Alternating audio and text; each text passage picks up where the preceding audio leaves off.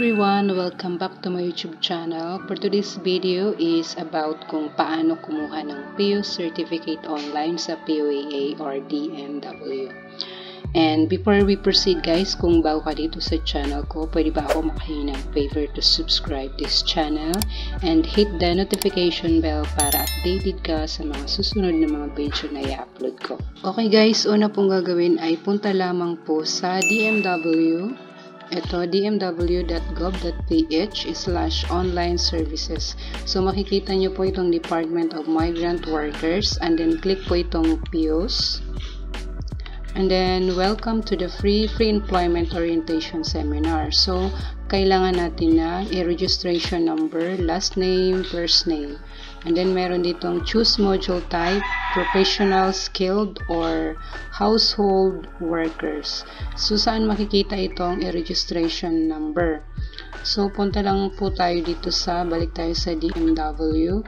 And then, i-registration. Sa mga wala pang e-registration number, ilalagay ko po yung link sa description below kung paano gumawa ng e-registration. So, ito na po iyon. So, makikita nyo po itong red, itong number. So, kukopyahin lang po yan.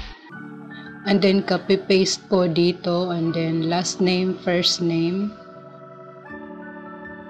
And then, pipili po kayo ng module type kung professional skills or household worker.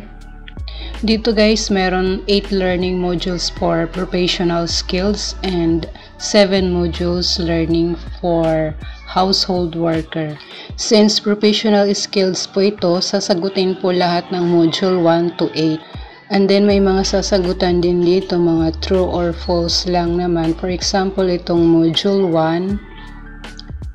So yan, babasahin po yan hanggang sa maging end of module.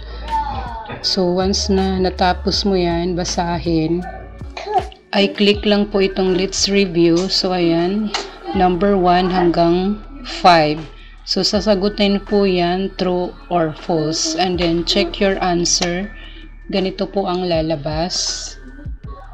Ganyan. Congratulations for completing the PIUS online. So, pwede mo na siyang i-download at i-print itong PIUS certificate. At pwede na rin po kayong makapag-apply abroad. So, ganyan po ang hitsura niyan. Ganun lang po kumuha ng PIUS certificate online sa PUA. Thank you for watching.